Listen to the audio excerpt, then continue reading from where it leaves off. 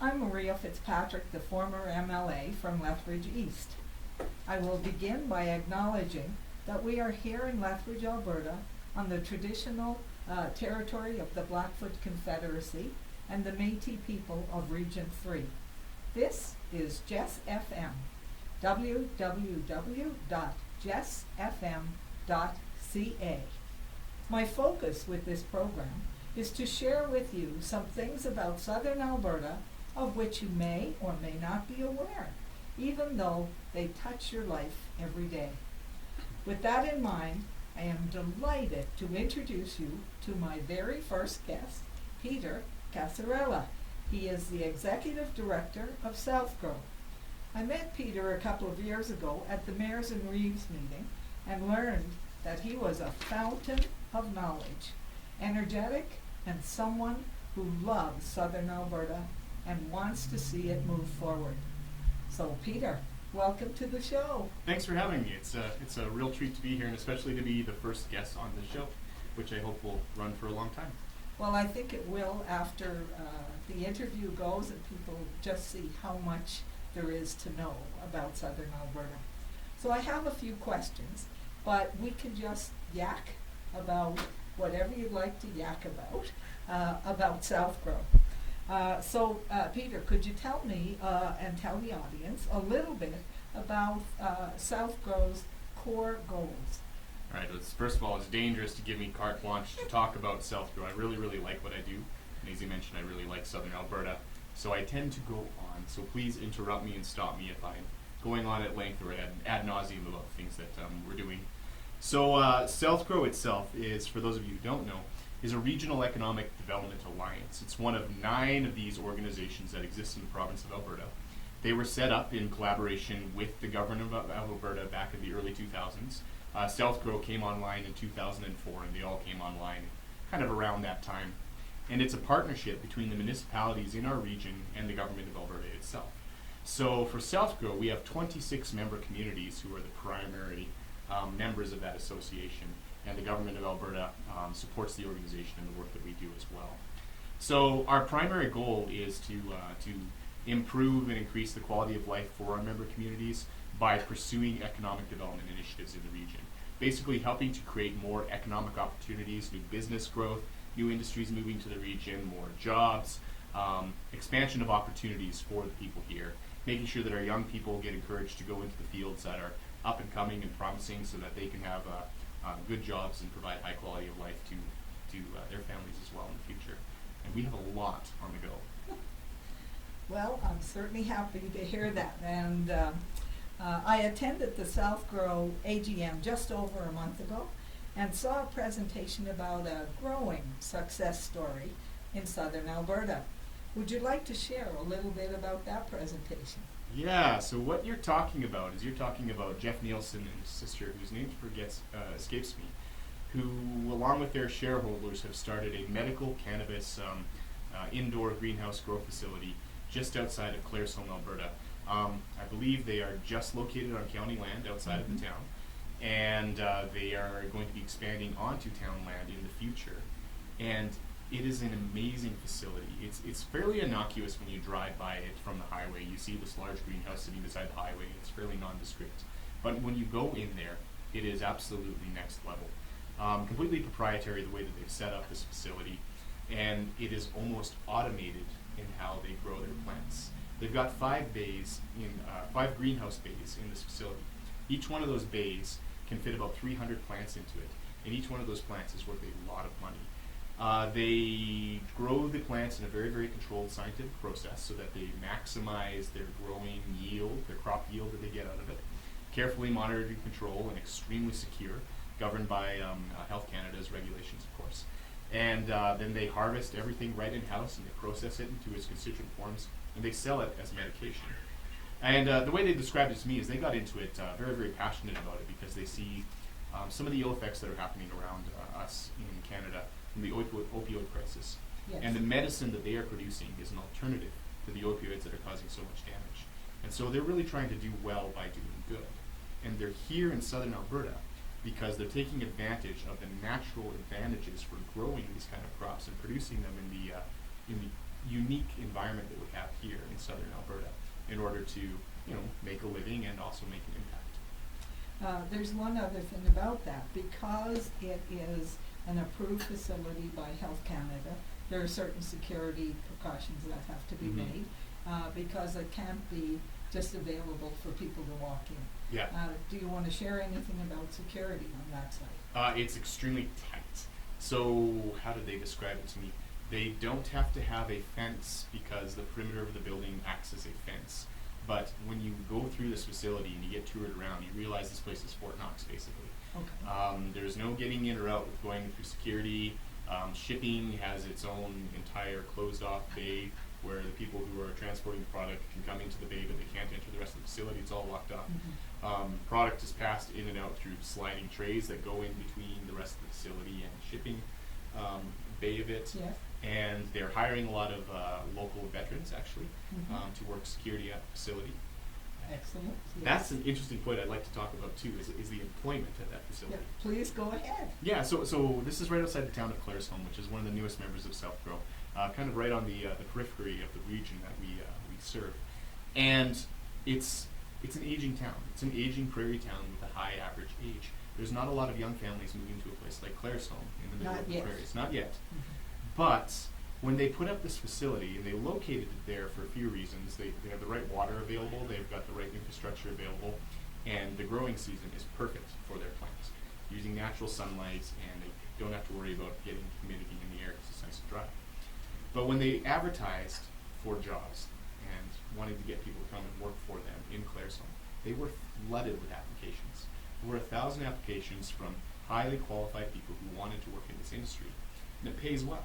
Mhm. And so there's a lot of these people who see a chance for them to get out of the city, to work in a field that they really, really love and they're passionate about. These are scientists. These are folks who dabbled around with their own grow-offs, frankly, at their Okay. homes, who now that it's legal want to Yes. go and put their passion to work for them. And they're going to be moving out of the cities and moving to places like Claresholm and High River and Vulcan and Fort Macleod so that they can work in this industry. And they'll be bringing their families with them. And in my mind, it is a sign of things to come that Southern Alberta is going to experience an awful lot more. I totally agree with you. Okay, so let's move on to the next question I have here. So, Peter, how far is South Grow's reach? Is it just local? Global. Global. All right. Do you want to talk a little bit about that? So it's what we do. So South Grow is different from organizations like Economic Development and Lethbridge, which are focused on community economic development. So your traditional community economic development agency, like Tabor Economic Development or Lethbridge Economic Development, focuses on either bringing new business into the community itself or supporting the businesses that are already there in the community and helping entrepreneurs grow new businesses, that sort of thing. South Grow is different from those. Our goal is to get everybody within the region to work together to promote the entire region. So one of the things we do is called global market development. I am empowered by my board to go out and advertise the region in different areas of the world to make sure that for our key industries we get put on the map. And global players in things like the agri-food industry know we exist and they know what the advantages are of investing in business here or within doing business with the businesses that are here. Yes. So an example of that is we're very invested in the Protein Innovations Canada initiative that's going on, the development of this new supercluster. As most of your viewers will know, we are already a massive player in the protein industry. South Grow alone, our region in little southern Alberta here, has 16% of Canada's beef market located right here, both growing the cattle and processing them and feeding the rest of the world with that. And there's an immense amount of opportunity to develop new industries in plant proteins as well. It's not that we're replacing beef, we're not. That industry is doing fine and it's going to continue to grow.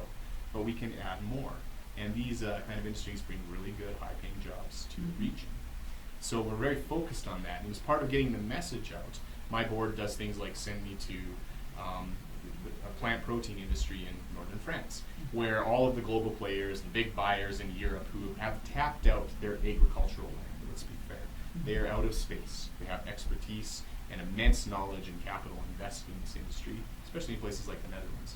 Yes. But land is not cheap. They're not making more of it. And here in Canada, we're just growing everything and dumping it in containers and shipping it overseas somebody else to process. There's a lot of synergies that come with tapping into the experience in a place like Europe in order to grow those new processing industries here in Canada by creating partnerships. And the time is right for those kind of opportunities, Yes. as you know. Yes. So that's an example of how we're kind of reaching out and thinking it. Well, certainly, when I was the MLA, I got to visit lots of different protein places, like the Putz Growers. And, Yeah. so I'm really happy to hear about this, the superclusters. And certainly I can see how something like this could grow southern Alberta to such an extent people just don't even realize how much it could grow. I also spent time at the college looking at their agro program and the different things that they're doing and experimenting with, and how much that is going to impact the pulse growers. Yeah. I mean, we're just at the bottom of it. There is so much growing to happen. It really Yeah. is early days, and as I like to tell people, economic development is a marathon. It's not a sprint. Mhm. So when we talk about creating new job opportunities in southern Alberta, it's not something that will happen overnight. When you're talking about a large processing facilities, it's something that takes years of planning to get built. But as soon as you get one built, the next one comes a bit easier, and the next one comes a bit easier. You got to think of it in terms of like Silicon Valley. Mhm. You know, the growth of one industry begets more growth within that industry, which leads to more spin-offs and more growth as you get more human energy and talent that knows a lot about that industry working together and interacting and sharing ideas. And southern Alberta is really well positioned to do exactly that. Yes. I'm going to ask you about a couple of other things. Yeah. But again, this is Maria Fitzpatrick, and this is Maria's Musings. We are here on Jess FM, and we are here with our special guest, Peter Casarelli, the Executive Director at Southgrow. So Peter, we talked about agribusiness. I want to talk a little bit about EV stations. Yeah. So why don't you share with us the project that is ongoing on EV stations? All right. So, electric vehicles. How to begin this topic? So why would economic development officers be interested in electric vehicles? Well, for number one, Alberta doesn't really have an electric vehicle network yet. And the reason why we would want one is because this is the way the rest of the world is going. And whatever what you've heard out there about EVs not being really the wave of the future, if you've heard naysayers or read strange articles online on Facebook and such whatnot, it really is the direction that the auto industry is going for a number of reasons. Number one, the auto industry is exposed to a lot of risk. Whatever your personal position is on climate change, the folks who do all the thinking for the big automakers have seen the writing on the wall. And the internal combustion engine and gasoline itself is risk exposed to government regulation. The regulation on the auto industry to control carbon that's being put into the atmosphere has been accelerating over the past couple of decades, and that equals more costs on them, and more costs on them, and more costs for compliance, higher manufacturing costs, which reduce their profit margin, because people don't want to see the price of their car go up correspondingly when the auto industry has to get more costs in order to follow compliance. Now, an electric vehicle takes and gets rid of all those concerns about how much carbon you're putting out into the air from the operation of the electric vehicle. Yes. And the electric vehicle itself, the cost on producing these things is going down rapidly. So I think it's going to be like next year, the year after, where the costs of electric vehicles are predicted to hit parity with your traditional internal combustion engine car. And the reason behind that is twofold. Number one, the battery tech, which is the entire reason the electric vehicle is able to operate, is rapidly becoming cheaper. Yes. That industry is expanding at light speed. And number two, electric vehicles have very few moving parts, which makes them easier to manufacture and easier to maintain. Yes. And as soon as you get the cost of your EV down to the same kind of level as a internal combustion engine car, I really want to get one, frankly, because it costs me $60 right now to fill my Subaru Crosstrek, and a comparable EV would cost me about $2 plugged in overnight at my house to fill. And even if I have to fill it 3 times in order to get the same distance as my internal combustion engine car, I'm still saving, it's like 10 times the difference in cost savings there. Maintenance is lower over the lifetime of the car, and the advantages are all there. So all of the major auto producers around the world are heavily diversifying into EVs. There have been entire countries in Europe, such as Norway, which have set a goal to be entirely, to have no more new sales of internal combustion engine cars by 2025. Companies like GM have made ambitious announcements of having all EVs rolling off their product lines in the mid-2020s as well. And I think we're going to see rapid changes in the industry going forward, that's for sure. Yes. Yeah.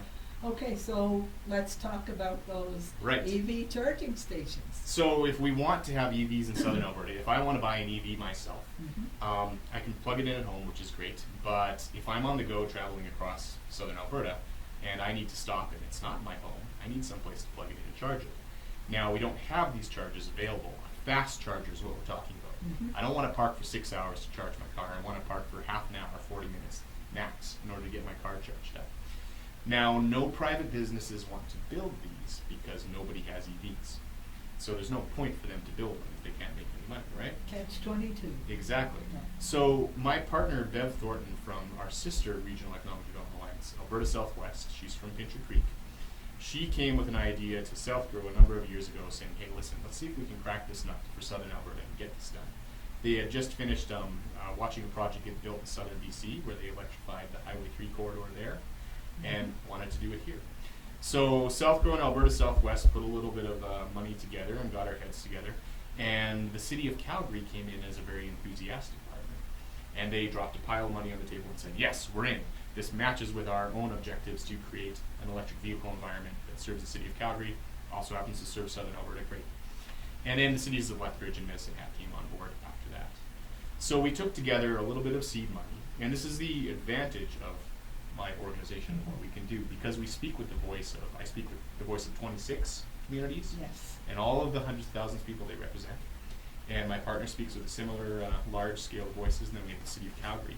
We took our money and got some large grants from the federal government, which we then came back and leveraged against different ministries out of the provincial government, and voila. We had the seed money to dangle in front of a private company saying, if you build it, you get this to lower your initial investment. Yes. So you can actually make money and it makes sense. Mhm. And so now that network is currently being built out. The company that took on the project is ATCO, based out of Calgary. So a reputable company with a long history of working on these kind of projects. And it's going to be done by the end of this year. And how many charging stations does that mean? 20. 20. It's 20 in a network that spans, it connects out to BC through Highway 1, through Canmore and beyond. And there's a few in Calgary as well. And then all of the highways down through South Central and Southwestern Alberta. Highways 23 to Highway 24, Highway 23 down to Waterton, connecting down Highway 4 to Coots as well.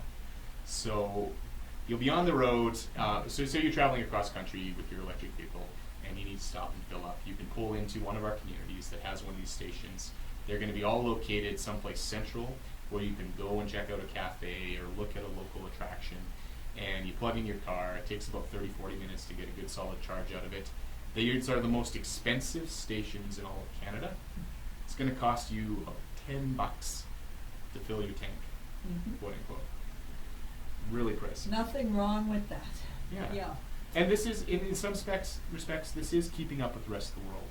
We're kind of in a bubble, isolated in the center of the continent here. The lower mainland of British Columbia, down in Ontario and Quebec are heavily populated with fast chargers already. Yes. And of course in large areas across the United States too. But it's one way that we can help. Well, I'll tell you that I've picked my electric car. Which one are you getting? I'm going to get the Volkswagen bus, the mini bus. 2020, probably around June. Yep. It should be here. And I just saw the specs from the Detroit car show from 2017, and at that point they were saying 400 kilometers on a charge for the bus. So I'm hoping that by 2020 it may be a little more than that, but I'll be happy with 400, and it will seat all 7 of my family. You need to go on YouTube and you need to watch the Ford F-150 all-electric truck. Yes. Demonstrated. Yes. They pull a train with it. It's Okay. insane.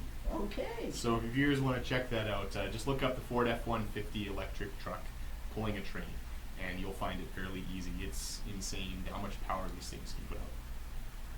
That's awesome. Yeah. And I intend to have a couple of panels on my roof so that it's actually charging my car rather than drawing off the grid. That's the dream, right? Yes, Yeah. yes it is. Okay, so can we talk about any other local projects? Yes. I know that there's another one that we have talked about a little bit. Go ahead, Which one do you want to talk about? the water. The water. Yes. Okay, so We do live in the Palliser Triangle. we live in the Palliser Triangle. Yeah. And for those of you who don't know what that means, the Palliser Triangle is this area of land in southern Alberta and southern Saskatchewan that when the initial explorers were coming across the country, mapping out the province and sending reports back to Ottawa about what they saw, they said, this area right here is too dry for agriculture. Mhm. No good. And eventually they were proven wrong. Yes. So about 100 years ago, the original settlers who started coming through southern Alberta started irrigating their land by necessity, which morphed into a large-scale canal building project that has gone on for the past 100 years in various stages. They created the network of irrigation canals which serve southern Alberta and which make it such an amazing place to grow food. We get more sun in southern Alberta than any other area of Canada, and it has some of the best solar resources of any area in North America Yes. itself. Yeah. And the fact that we can irrigate this land from the rivers that we have and all of the snow melt that comes down off of the mountains means that with the growing season we can grow a huge variety of crops. It makes our irrigated land very, very valuable, very versatile, and it's able to support the agri-food processing industry that we're talking about. Yes. In other areas of Alberta where it's dryland farming, they've got better natural moisture. They grow large-scale crops, but they don't have the variety. They don't have that option available to them. Now, this is the foundation of our economic success in southern Alberta, and what we're going to be able to capitalize on as global demand for processed food keeps growing. But if we're not able to keep properly irrigating our land while still sustaining our communities, while still sustaining our environments, we're going to run into a huge roadblock for economic success. And it has the potential even to turn things around. We're facing the additional pressures of climate change, which for southern Alberta means that it's getting slowly drier down here. In other areas of Alberta, they've got the flip side of things. They have one of the few good side effects coming out of this climate change shotgun that we're staring down. Grand Prairie, if you want to invest in farmland there, it's going to get slightly wetter. All the models seem to suggest. A little bit wetter, a little bit warmer. But for us, the reality is drier. Mm-hmm. So it takes a long time to put in place the kind of assets and infrastructure and projects to give us the kind of water security that we need so that in 100 years, our kids are sitting here looking back at us today thinking, wow, they made some smart choices back then. And we're benefiting from them. Well, certainly, I saw the piping of the irrigated water. They started covering up the ditches so that they would cut the evaporation. Yep. Increased the water that we kept by 30%. Yep. That was huge. But now we're moving a step further. Yeah, and there's a lot of things we can do to be more efficient with our use Yes. of water. There's companies that are looking at covering canals with solar panels, which once again, you have a place that you're not taking up agricultural land to generate Mhm. electricity, but you're also reducing the evaporation of the water from the canals, making things more efficient. There's ways that we can be better at doing irrigation itself, and those technologies are rolling out as we speak. Yes. Being smarter with where you put the water and how much water you put on the field. So you get a better return, you get a better yield, and you're using less water. But the end problem we're going to keep running back into is we can't capture enough water. Mm-hmm. And as our glaciers run out, some of you know what the Milk River is. It's a river right down along the border. And the glaciers dried up that fed that river a number of decades back. And they are completely running off of reservoir water about halfway through the summer. They're probably already Yes. running completely off reservoir water, no more snow melt. And that is going to happen to the Old Man River eventually. It's going to happen to the Bow River eventually. And we need to plan for that future, which means we need to be looking at reservoirs. Mm-hmm. And it's a hard conversation to have Yes, it is. because it's invasive, right? Yes. If you're going to flood hundreds of square miles of either farmland or marginal land or prairie land, there's a lot of people who take exception to that. Yes. But if we want to have the sustainable future that enjoy the day, the same kind of future for our kids. This is a conversation we need to have. So the reason we're involved in this is because our organization represents those communities. Along with our partnering agencies, we represent some 40-some communities that all have a stake and an interest in this. Yes. So we can bring the political players to the table to hopefully get some agreement on that we need reservoirs, where we need reservoirs, and then take that conversation to Edmonton. Yes. Yeah. But it is, as you said, it is a difficult conversation that needs to happen, and it needs to happen now, not in the future, because things aren't improving. We've got to make that happen ourselves. If there's anything we've learned from the global crisis we're facing with climate change is you can kick the can down the road and make it be somebody else's problem, but eventually it will be someone's problem that they won't look favorably on you if you keep kicking it. Yes. Well, we're in a drought area. We need to look after it, or we'll be looking at ourselves. Definitely. Yeah. Okay, so we've kind of covered the topics that I really wanted you to talk about. Is there anything else that you want to share about Southgrow that you think might interest our listeners?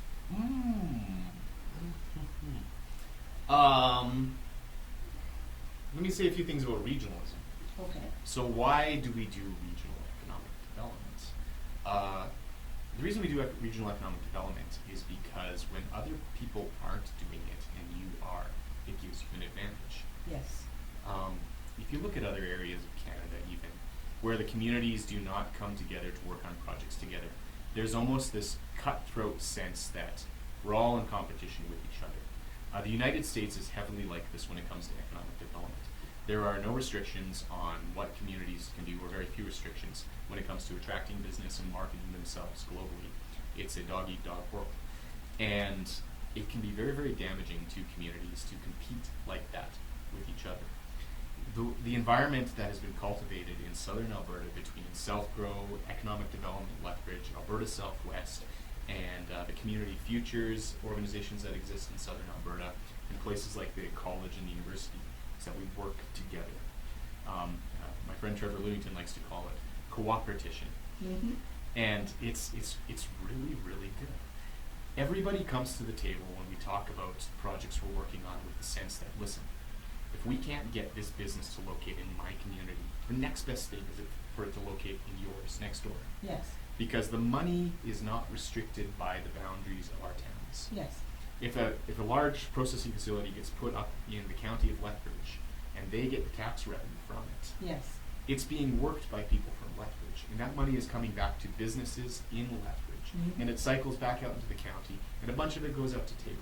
The economy is regional, and when we realize that as municipalities, and we start working together with that in view, there's a lot more effort that we can put behind any given initiative. You can reach out to all of the pool of talent and resources and money that's available to you from 26 communities instead of just what you have, Yes. in order to get the end result that benefits everybody. So regionalism, yeah. Yeah. So when I was the MLA, a group from Lethbridge came to visit us in Edmonton, and it was called Team Lethbridge. And it was probably the first time I met with them. It was like, oh my goodness, is this not a good idea? And it really showed me how things operate right across southern Alberta. None of us operate in isolation. We have to be working together to make it work. It's like we're the early pioneers. Yeah. And you don't just go out all by yourself. You really count on your neighbors, you really count on your community to make everything work. And certainly during the recession that we went through, Lethbridge didn't dip. No. And Lethbridge No. didn't dip because all of these things are working together. So it really spoke to me, and it made me think about every decision that I made when I was in MLA. How was it going to improve not just my riding of Lethbridge East, but right across the southern Alberta broadband? Next question. I didn't talk to you, I didn't ask you about. Okay, let's talk about broadband. Well, we've been working on getting more broadband access for our communities for well over a decade now. And it's an uphill fight. It's infrastructure. Infrastructure is expensive. Communities have a hard time paying for infrastructure deployment themselves. Yes. And it's getting better. It's getting cheaper. And especially as more and more levels of government come to realize how essential it is. So we've had a lot of success in rural Alberta compared to other areas. 9 of our communities are full fiber communities. That means they have fiber optics running everywhere. The city of Lethbridge doesn't even have that, which is, they're working on it. They've got a plan, I think, and I hope coming forward to really improve things in the city. But we still have about 16 communities that are left out in the cold. And we're trying to help them improve the access that they have to fiber. We're not talking about Netflix. If you live in southern Alberta, which has got fairly good internet compared to other areas of the country, you can get Netflix. We're talking about businesses being able to do cloud computing for dozens to hundreds of employees wherever they want to be. And an example of how successful this can be for places in rural Alberta, you don't have to look any further than the town of McGrath. Yes. Town of McGrath, between 3,000 and 4,000 people, located down Highway 5 towards Cardston and Waterton. A typical, small, sleepy farming community. The main street of the town of McGrath, they keep blowing out the walls between the old buildings that are along the main street to make room for more offices and cubicles and desks for a company called Surex Direct, which is an insurance agency that provides insurance globally, right out of the town of McGrath. Now, McGrath was one of those early communities in South Dakota that managed to get a fiber network built out through the entire town, so they've got world-class internet available there. And because of the broadband that they're able to have access to, they can run this business straight out of the town of McGrath. For the whole world. For the whole world.